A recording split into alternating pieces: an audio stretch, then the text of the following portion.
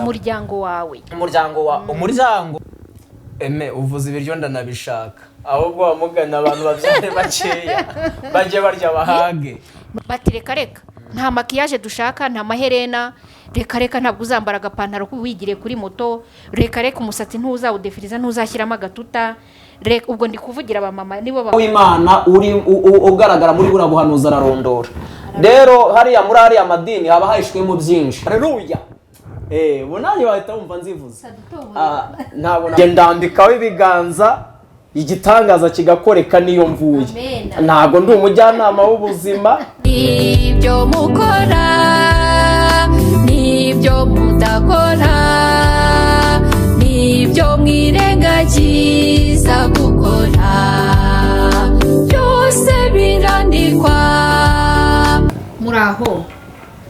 Iyi ni Birandikwa TV, ndabasuhuje aho muri hose ku isi mu bihugu byacu bitandukanye.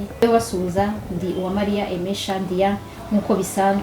Ndasuhuza abaturanyi bacu bari Burundi, abumva Ikinyarwanda neza, abanyarwanda duhuje ururimi n'umuco ndabashuje cyane. Ndasuhuza abakongomani, ndasuhuza abaganda aho muherereye, abanzi harimo n'abanzi. Ndasuhuza abatanzania, abanyakenya ndabaramukije aho muherereye hose. Abari ku birwa bya Zanzibar, wowe muntu uri Zanzibar ukunda kumvugisha nawe ndakuramukije. Ndasuhuza bene wacu bari mu Bubiligi aho muri ndabasuhuje. Ndasuhuza abavandimwe, inshuti, abana twiganye, wowe uri muri France ndagushuhuje. Ndasuhuza abantu muri Canada, cyane ndasuhuza muri rusange aba diaspora. N'amahoro bigwire muri mwe. Imbere yanyu rero murabona mutumirwa nkuko bisanzwe hano yabaye umusangwa ntabwo akiri umushyitsi, bamwita Bangamwabo Elic, akaba ari umwevangeliste. Nagushishikarizaga gukanda subscribe we waje uri mushya uyu munsi kuri Birandikwa TV kugira ngo ibiganiro tugenda ducishaho bitandukanye ujye ubasha kubibonera ku gihe, ntukajye ucikwa n'amahirwe y'ibiganiro bica kuri televiziyo yacu. Ubundi twebwe turi abakristo, ariko abakristo turi mu buryo butandukanye. Reka dutangire rero kuri kibazo cyacu cya mbere, tujye kuganira n'umukozi w'Imana Evangeliste Eric atubwire ku bintu bijyanye no kuvuga indimi. Ibintu by'ubuhanuzi ngiye byemera 100% iyo uri umuhanuzi w'ukuri, ariko uyu munsi kuvuga indimi byanditswe hari icyo byabivuzeho. Eric, nshingiye kuri Bibiliya ibyakozwe n'intumwa igice cya 2 uhereye ku murongo wa 1 ukageza ku murongo wa 13, hari ikiganiro cyavugaga uburyo ki Pentecote yabayeho. Titre iravuga ngo uko umwuka wera yamanukiye intumwa. Iki kiganiro ndashaka ko tukiganiriza abakristo bari kudukurikira kuri Birandikwa TV. Wowe utarakanda subscribe rwose gira vuba kugira ngo ibindi biganiro byacu bitazajya bigucika kandi urahabudisha n'Imana. Iri somo riri mu byakozwe ni mu gice cya 2 hari ku munsi wa Pentecote, muraryisomera, ariko ndahera ku murongo wa 4 ngeze ku murongo wa 10 biraba bihagije. Ngo bose buzura umwuka wera batangira kuvuga izindi ndimi nk'uko umwuka yabahaye kuzivuga. Muri Yerusalemu haba abayuda n'abaturage n'abanyamadini bari bahaturutse mu mahanga yose ari munsi y'ijuru. Umuriri ubaye abantu benshi baraterana, batangazwa nuko umuntu wese yumvise babandi bavuga ururimi rw'iwabo. Barumirwa bose baratangara bati, mbese aba bose bavuga si abanyagalileya? None se niki gitumye twese tubumva bavuga indimi z'iwacu za kavukire? Kandi turi abapariti n'abamedi n'abanyeramu n'abatuye i Mesopotamiya n'abayuda ni Kapadokiya ni Ponto no muri Aziya ni Firugiya ni Pamfiliya no muri Egiputi no mu gihugu cy'Libiya bihereranye ni Kureni n'Abaroma n'abashyitsi n'abayuda n'abakomeza idini yabo. Icyo kintu cyateye abantu kwibaza ngo kuki bari kuvuga izi ndimi zacu. kuri iki gihe twabigereranya nko kuvuga igifaransa, icyongereza, abaturanyi bacu bavuga igiswahili, Abarundi se, Abatanzania bakoresha igiswahili, mbese abangaba muri iki gihe cyabo bakoreshaga izi ndimi zabo nk'uko tumaze kuzisoma hejuru. Ariko ku murongo wa 13 ngo baratangara, barangije barabwira ngo barabanegura bati basinzihiri. Aba bantu ko bavuze indimi z'iwabo, iyo turi mu nsengero ngenda kuba umushyitsi mu materaniro atandukanye aho dusengera, ugasanga nk'umuntu arahanura ariko no mu bahanuzi akavuga izindi ndimi, indimi zitandukanye umuntu atanasubiramo. Sinumva ari icyongereza, sinumva ari igiswahili, sinumva ari igifaransa, ukumva n'ururimi rwe bwite yihariye. Apotre runaka, profete runaka, pasteur runaka, umuhanuzi runaka akaba afite uburyo ki akoresha ururimi rwe rwihariye ariko tudafite muri iki gihugu cyangwa tudafite ku isi. Ese Eric ufashije kugira ngo dufashe abakristo bari gukurikira birandikwa ati uravuga wiki kuri ibi bintu ko Bibiliya nayo igaragaza ko indimi zavuzwe zitari izo z'imyuka muvuga z'imyuka ziri hejuru, ahubwo havuzwe indimi zari zisanzwe zikoreshwa no ku isi. Urakoze, tuguhaye ikaze. Urakoze Shadia, Imana iguhumugisha kandi Imana ikugire neza. Reka dusenga Imana kugira ngo tubanze kuganira ikiganiro kize kuba cyiza. Mana, mu izina rya Yesu Kristo, Imana ifite ububasha n'ubushobozi, tugushimiye ineza yawe n'ubuntu bwawe utugirira. Tugushimiye yuko uyu munsi wawuduteguriye, ugashima ko tubonana, tubiguhereye icyubahiro. Nunyemerere ubwo tugiye kuganira ibyawe, n'ubundi uzubane natwe, tuyoborwe nawe mu mwanya wose tugiye kumarana, ubu umugisha kuri twebwe ndetse n'umuntu uzakurikira iki kiganiro wese, kizabashe kumuhesha umugisha mu izina rya Yesu Kristo. Kubuko kwa kwiza kubane natwe, uturinde cyorgo yari yo yose, imbaraga z'umwuka wera abarezo zituyobora kandi zidufashe mu izina rya Yesu Kristo. Amen. Amen. Kandi urakoze no gusoma ijambo ry'Imana kuburiya iyo ugiye mu byanditswe nanjye ndanezerwa cyane. Iyo uza kubimbaza mu mutwe gusa udakoresheje ibyanditswe byari gusa naho binteye ikibazo, ariko nyine nari kumusubisha ibyanditswe.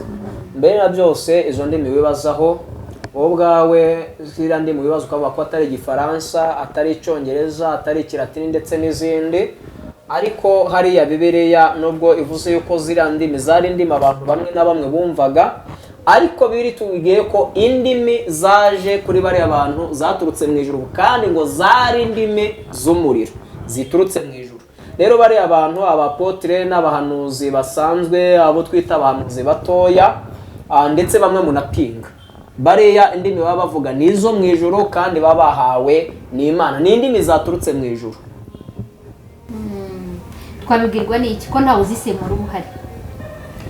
Ziriya ndimi wo kuzisemura bahari, kuko abahanuzi Imana y'ubwabo yahaye kuzivuga, barazivuga bakanazisobanura. Iyo batazisobanuye, Imana ihagurutsa abandi bari aho ngaho b'abahanuzi bakazisobanura.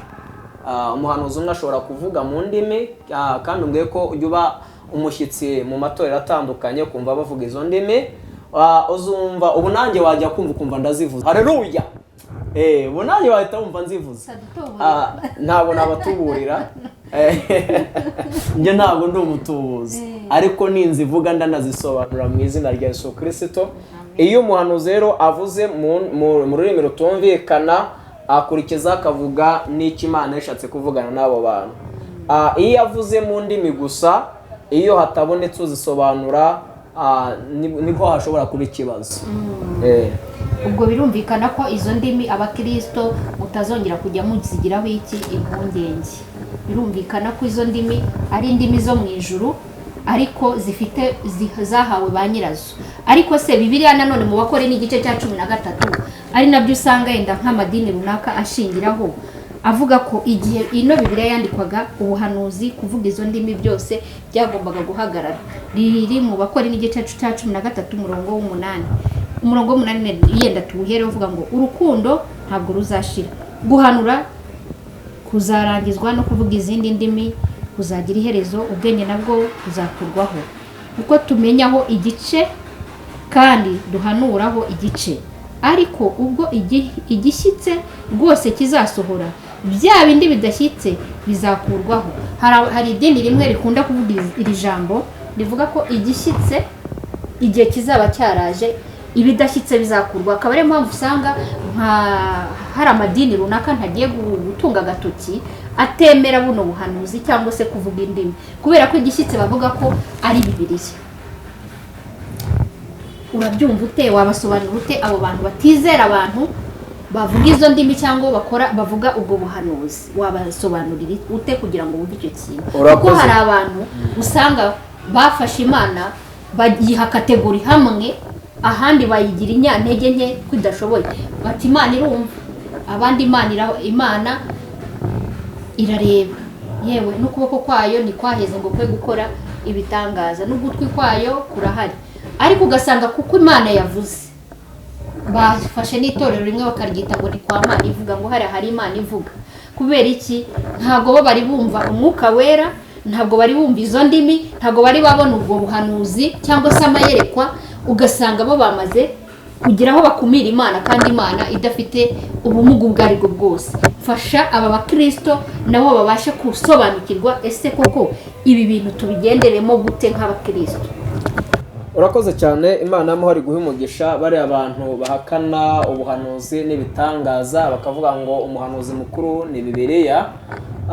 Wibuke neza yuko ahubwo baba batasomye ijambo ry'Imana, kuko iyo Bibiliya bayisomyemo ubwo buhanuzi. Kandi Bibiliya ni igitabo gikwiye kutuyobora twese. Dushingiye ku magambo umaje kudusomera aho ngaho, ni meza cyane kandi aranasobanutse.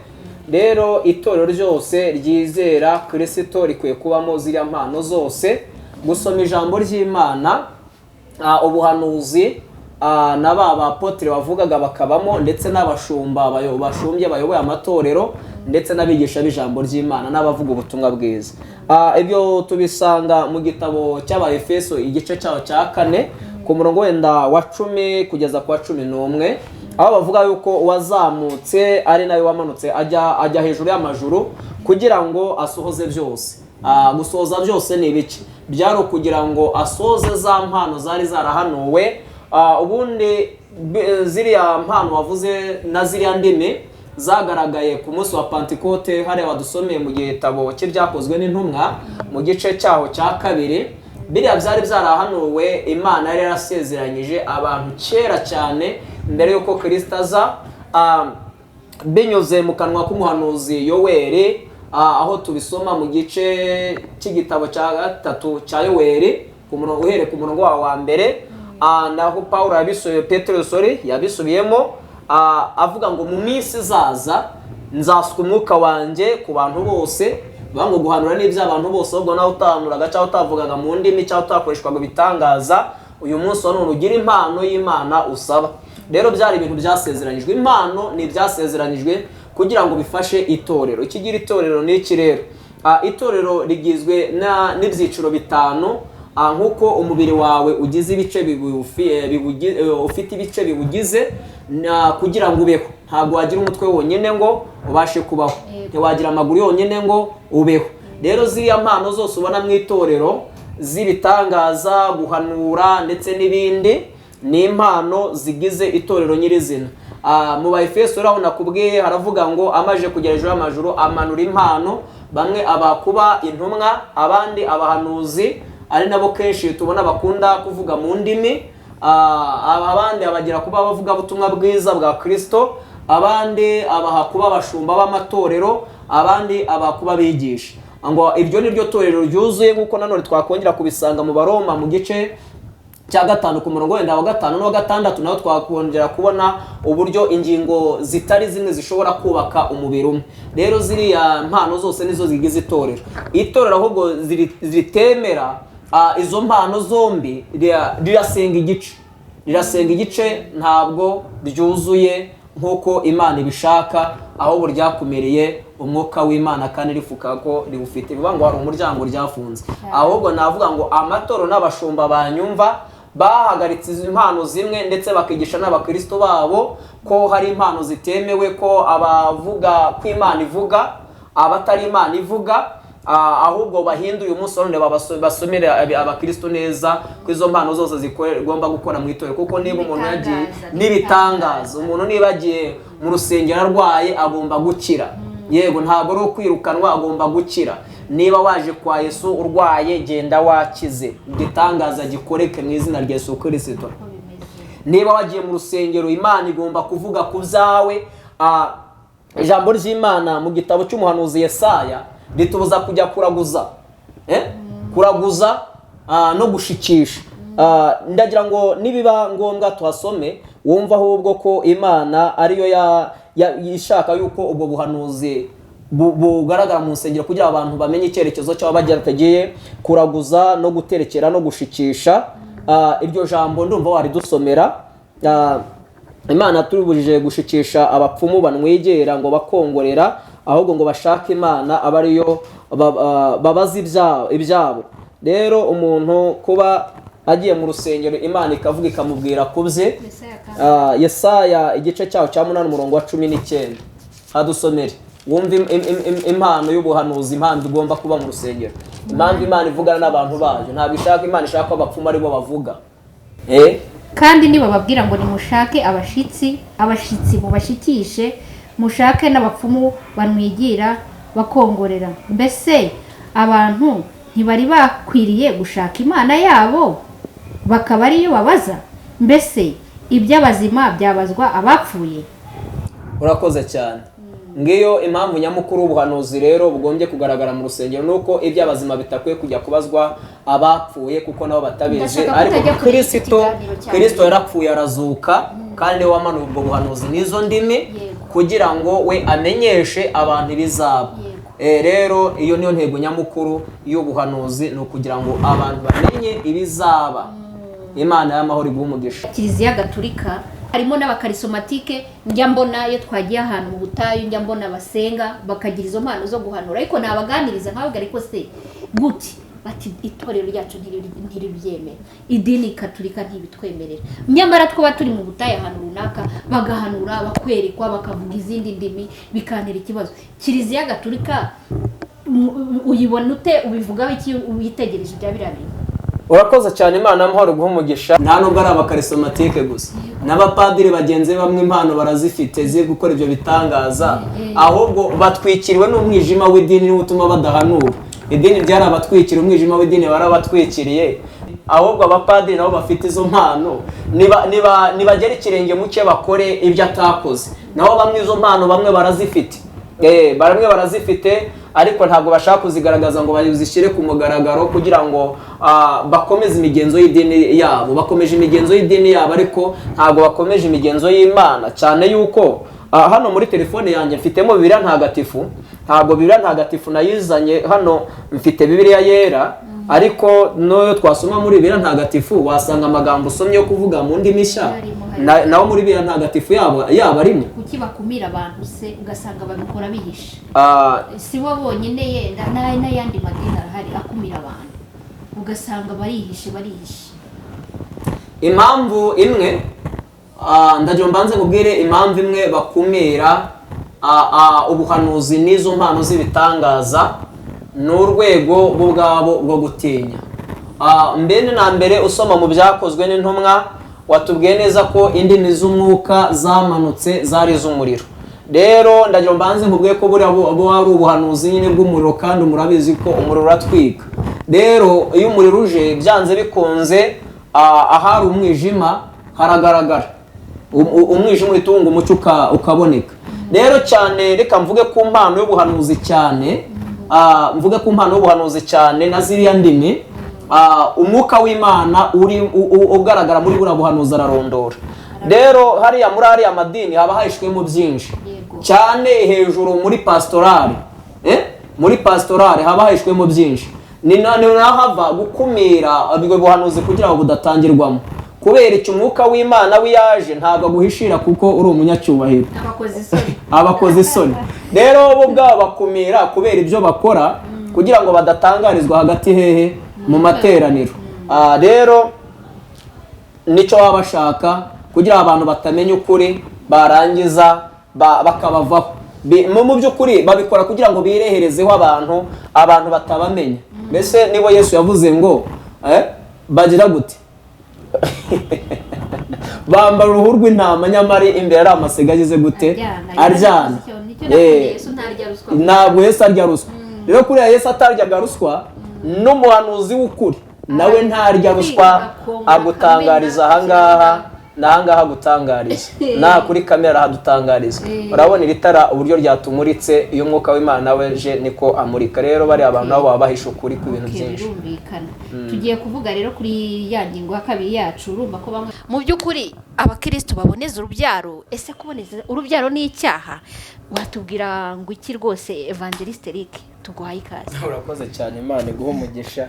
Nko uravuga ibyo gutabana ntabyo uzi, nta makuru ufite. Okay, ariko mu by'ukuri urananguye no ku kintu ugiye kumbazaho, mbaje rwose urananguye. Ihangane utidusubize abakristo rwose tubakore mu rujijo. Ntabwo ni umujyanama w'ubuzima, nta nubwo nize ubuganga, oya rwose.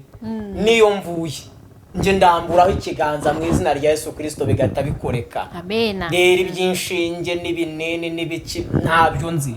Ntabyo uzi ko birahari. Sindi dogiteri. Kabiri ikindi mubwire, nta nubwo nkora muri ministeri y'umuryango, ibi bintu byo tubyihorere mbaza ibindi. Ibi bintu ndabikubaza kubera ko biri mu bakristo, ingo zasenyutse. Abantu umugabo aremera kuboneza urubyaro, umugore ati ni icyaha. Umugore yakwemera kuboneza urubyaro, umugabo ati ni icyaha. Ibi bintu kuboneza urubyaro ni icyaha. Bibiliya ibivugaho iki? Biravuze ngo tubyare twororoke, tugure twuzurize. Ingo ziri gusenyuka, ibiryo byabuze. Ibiryo nta bihari ku isi. Abantu turi kurya ari ibibazo. Ese tubwire abakristo be kuboneza urubyaro koko? Uvuze ibiryo ndanabishaka. Ahubwo bamugana abantu babyare bakeya, bajye barya bahage. Rero reka nkubwire dushyire muri logique. Nari nkubwiye ngo ibi bintu ntabyo nzi, ibintu nsanzwe nkise nsanga mbizi neza. Reka mbanze nkubwire ikintu ahubwo tuzagenzura tukazagitekerezaho ni uburyo bwakoreshwa mu kuboneza urubyaro. Ariko ngewe kuboneza urubyaro nyirizina ngewe ndabyemera nk'umukristo, ndabyemera. Ahubwo uburyo bwo kuruboneza nibwo bukwiye kuganirwaho. Dore impamvu mbyemera kuboneza urubyaro. Umukristo nyumva aho waba usengera hose, pasiteri wawe nashaka barakubwiye ngo ubyare kugeza wuzuza isi, ndagira mbanze nkubwire ko uzajya ubanza urebe isi yawe uko ingana, ubone kuyuzuza umuryango wawe, umuryango iyo famiye, inzu uraramo, umutungo ufite, akazi ufite, imibereho. Reka tubanze turebe. Ntiwambwe se ngo mbaze Bibiliya nkubwire icyo bivuga. Reka mbanze nkubwire abantu batatu Imana yabwiye ngo babyare bagwire bororoke bagwire. Kugwira ibi bintu Imana yabibwiye Adamu niwe wa mbere. Imana yabibwiye Adamu. Imana ibibwira Adamu isi yose ntazi ubuso bwawe, kuko ngiye ntabwo nize geography, ntabyo nzi, ntabwo nzi ubuso isi ifite. Ariko iyi Imana ibwira Adamu na Eva ngo nuko mugende mubyare mugwire mworoke. Hari abashatse nuko nyine ukuvuka byari amezi 9, bashatseho bari kujya banabyara buri cyumweru, kuko isi yose yari umugabane wabo. Undi muntu wa kabiri Imana yabibwiye ni Nowa. Nowa nawe Imana yari imaje kurimbuza isi umwuzure. Nawe yabimubwiye nta bandi bantu bahari, ahubwo ari abana be n'abakazana be n'abahungu be barokotse. Abo bantu se kubera iki batari kubyara? Nabo isi yari umugabane wabo. Ngo undi muntu Imana yabibwiye na Aburahamu nawe Imana yaramwitegereje aho yiberaga muri Uriya Bakarudaya, hariya muri Mesopotamiya mu Buhinde bw'ubungira ngo irangije ibona ko nta mugabane rwose azahabona ahafite. Irangije ibona nawe ntazahabyarira. Ndeze kuko Imana yamwimye urubyaro, kuko yabonaga se nabyarira se hariya muri Uriya Bakarudaya azabashyira hese. Irangije iravuga ati rero reka nkwimuraho nk'umugabane wawe aho uzagira ukabyara, waho uzabona ushyira abana. Naje mbanze ngubwe ntaragusobanura kuri icyo kintu ko byibuze wa mugani bidushobokeye twese twakabanje tukabona aho dushyira abana, tukabona kubabyara. Imana irangije ifata Aburahamu iravuga ngo rero haguruka ugende ujye mu gihugu nzakwereka. Aburahamu yari afite umugore, ariko uwo mugore ntiyabyaraga. Kandi bari bamaze igihe kinini bakagombye kuba bari barabyaye. Ariko ndagira mbanze nkubwire yuko Aburahamu ataragira mu gihugu cy'isezerano nawe Imana yari yaramugeneye nk'umugabane watigeze abyara. Noneho Aburahamu nawe yahawe umugabane wuye ungana uti, yahawe igihugu cya Isirayeli cyose ndetse ndekeza na Palestine, yongera guhabwa biriya bihugu by'Abarabu kuko tubona Aburahamu afite urubyaro rukomoka kuri Ishimayeli na Isaka. Abo bana bose bagizwe n'Abarabu ndetse n'Abayisirayeli n'Abapalestina. Ubwo ni urubyaro rwa Aburahamu. Ubwo se umva ngaho guhabwa umugabane w'igihugu cyose. None mwene data wowe ushaka kubyara abana benshi, umugabane wawe urangana ute? Ni ikote muri chambrette. Chambrette yose yawe uzi hano i Kigali, chambrette yawe se ni umugabane wawe se? Ayiwe barakubeshya. Umva undi muntu wa gatatu, Yakobo. Yakobo Imana imwihera Palestine, imwihera na Isirayeli.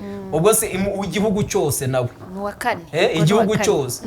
None ufite abana bangahe niba atari banga? Wavuze ahubwo ngufite ndabashyira he? Mana yanjye ubwo se yarabateganyirije nushaka kubyihwerera.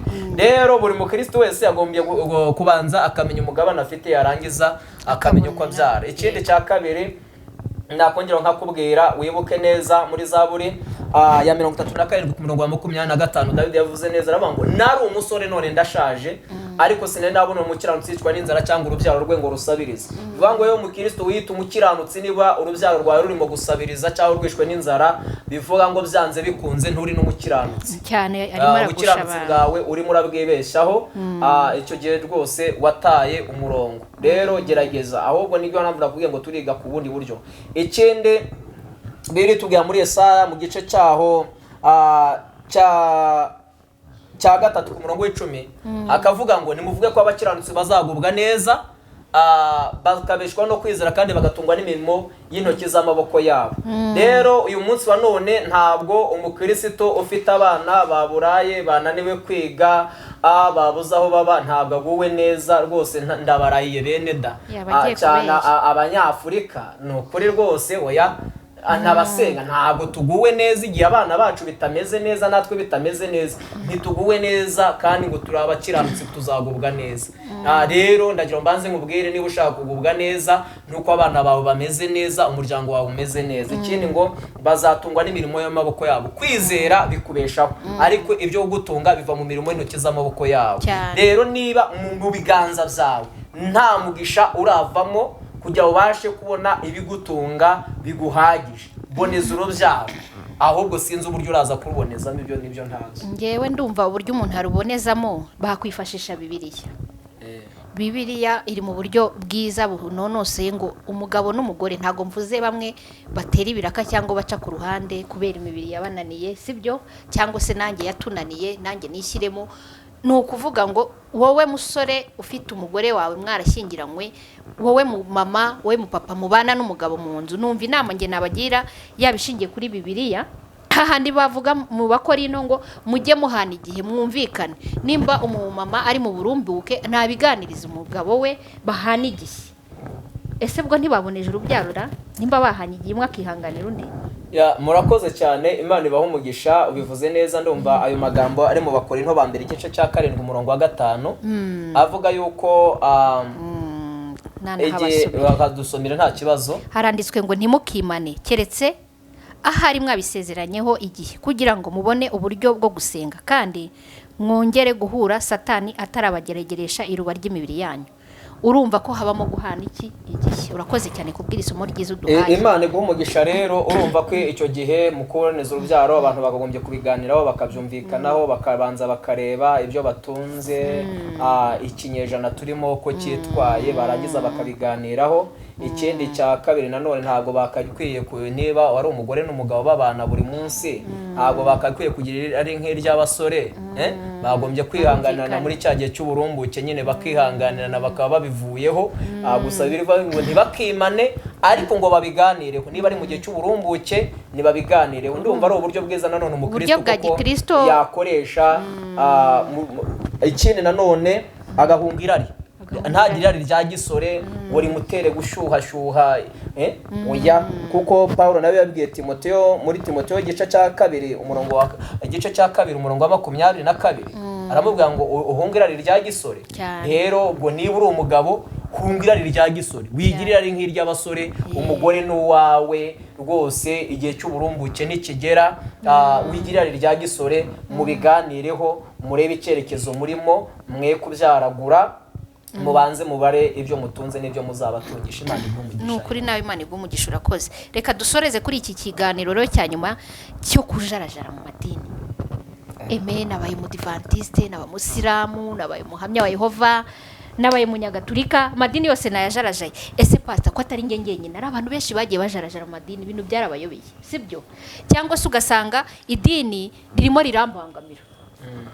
Urugero, nimba ndi umuntu nkunda kurota nderekwa, kandi ibyo ndetswe ndabibona, ndetse ibyo ntabonye umunsi nzabibona ejo, sibyo? Kandi mu kanya ruguru yacu twavugaga ku bintu bijyanye n'iki n'impano z'Imana, ko harimo ubuhanuzi no kuvuga indimi, ndetse no kurota birahari, sibyo? Aho ugasanga idini ndimo nimba ivuga baravuga ngo ufite umudayimoni, kandi ntago umudayimoni ndasenga, njya kuryama nasenze, nsoma ibyanditswe byera, mfite niyo mpano pe, ariko bagahita bangira umunyabyaha kubera icyo kintu, sibyo? Iryo dini ryanjye rikambangamira, nkavuga ngo reka nigiraho iki, ahahuje n'iki nibyo ndi kubona.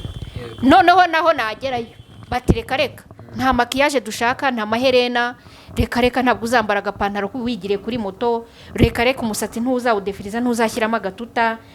Ubwo ndi kuvugira abamama nibo bakunda kwibasirwa cyane, sibyo? Ugasanga idini naryo nari mpungiyeho rigiye kunzanaho andi makondisiyo, nyamara mu byanditswe byera nta hantu biri, sibyo? Cyangwa se ugasanga ngiye mu rindi dini nkasanga ntago bemera Kristo nk'umwami w'umukiza mu bugingo bwacu, kandi misiyo yamuzanye ari agakiza, sibyo? Ari kutubera incungu. Ibyo bintu byo kujarajara mu madini biri kugenda biba hato na hato ku bantu batandukanye, sibyo? Wowe ubibona ute, ubifata ute? Urakoze cyane, Imana igumugisha. Mu by'ukuri uriya muntu niba afite Kristo muri we, atari wa wundi ugendera mu kigara atera baraza nk'uko Paulo we yabivuze, ahubwo akaba asobanurikiwe Kristo, banakorana banagendana cyane, uvuze nko kuberekwa rwose, akaba anakoreshwa n'Imana, ariko ukabona avuye mu itorero rimwe yagiye mu rindi, afite Kristo muri we. Bariya abantu rwose ubitondeho, we kubacira imanza cyane, kuko Yesu Kristo yavuze ku by'akarengane k'intumwa muri Matayo mu gice cya 10 nko ku murongo wa 23, niyo wasoma muri utwo tuverse twose, avuga yuko hari igihe bazabarenganya, bakabarenganyiriza uko muri, bakabarenganyiriza uko muvuga, cyane ko intumwa uzi neza yuko zirenganyirizwa ubutumwa bwiza. Rero ushobora kurenganyirizwa ubutumwa bwiza wavuze mu itorero. Hari n'ibyo twita amavuta muri iyi minsi, wenda abakozi b'Imana bamwe bazira amavuta yabo, akava mu itorero aziza amavuta nyine, abandi bashumba cyangwa abandi bakozi b'Imana bakorana bakamucecekesha cyangwa ntuzongere kuvuga cyangwa bakamuzimya, niko mbyumva. Rero aho Yesu Kristo yavuze yuko nta mpamvu yo kubazimya, ahubwo aravuga aho muri Matayo 10:23 aravuga ngo niba birukana mu mudugudu umwe muzahungire mu wundi, ngo ndababwira ukuri yuko umwana w'umuntu azagaruka mutararangiza imidugudu yose ya Isirayeli. Rero uriya muntu niba ava mu itorero rimwe avuga Imana kandi yizera Imana by'ukuri, yarangiza akajya mu rindi nawe akavuga Imana, uriya muntu nta kibazo. Byaruta ko yagwa aho akareka Imana yajya mu rindi torero riyemera kumwakira. Niba yari afite Imana mu mutima we ariko akaba yiyambarira amaherena, aho kugira ngo arwane muri iriya torero, najye mu rindi ribyemera. Mbonera kuko kubabwira n'iki kintu, mwa bantu mwe muhanganiye mu matorero, niba itorero Imana yaryemera, iryo dini Imana yaryemera, dushingiye ko mu byahishuwe mu bice cya 3 aho Yohana yishurirwa ubutumwa bw'amatorero 7, ari amatorero 7 bisobanuye amadini. Rero buri dini ryose ryahawe ubutumwa bwaryo, niko n'uyu munsi rero buri torero ryose rifite doctrine, buri dini ryose rifite doctrine cyangwa amahame yaryo. Rero niba wiyemeje kurijyamo, emera amahame yaryo, nibwo uzabonera umugisha muri iryo torero, nibwo uzabonera umugisha kuri uwo mushumba w'iryo torero. Nutemera amahame y'iryo dini, ntuzabonera umugisha ku mushumba. Rero uzigomba kujya ahari amahame ajyanye n'ibyo nawe ugira gute wemera. Icyangombwa nuko batajya hirya inyuma ya Bibiliya, ariko iby'amahame yabo bishyiriyeho ubwabo ugomba kubyubahiriza, aho ukareba ko bareba Bibiliya. Ibyo twabigereranya nk'igihugu cyacu mu burezi. mu burezi wenda mu mashuri ya leta bafite porogaramu imwe muri private ya ariko kubera iki bambara uniform zitandukanye, ibigo byambara uniform zitandukanye kandi biga porogaramu ikikubwira yuko urimo kwiga neza ntabwo ari uniform wambaye, si n'amabwiriza y'ikigo, ahubwo nuko porogaramu wasize hariya ari usanga hariya.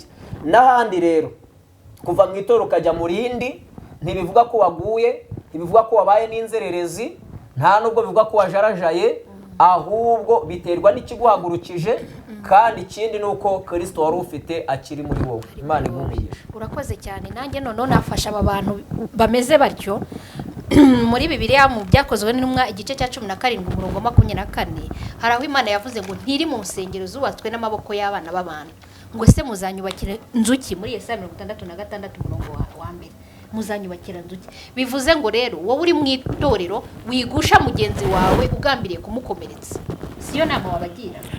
Iyo niyo nama nabagira cyane rwose. Iyo nama ni nziza cyane cyane ko nanabibutsa yuko muri Yesaya 65 umurongo wa 16 havuga ngo nubwo Aburahamu atatuzi na Isirayeli ntatwemere, ariko wowe uri data wa twese, uri umucunguzi wacu, ngo kandi uherekera kose wahoze uri umucunguzi wacu, wahoze uri Imana yacu. Rero uyu munsi wa none nubwo itorero ritakumenya, abakristo musengera ntibakumenye, ariko Imana igize gute? Irakuzi. Rero ukwiye kugendana ibanga ryo mu mutima.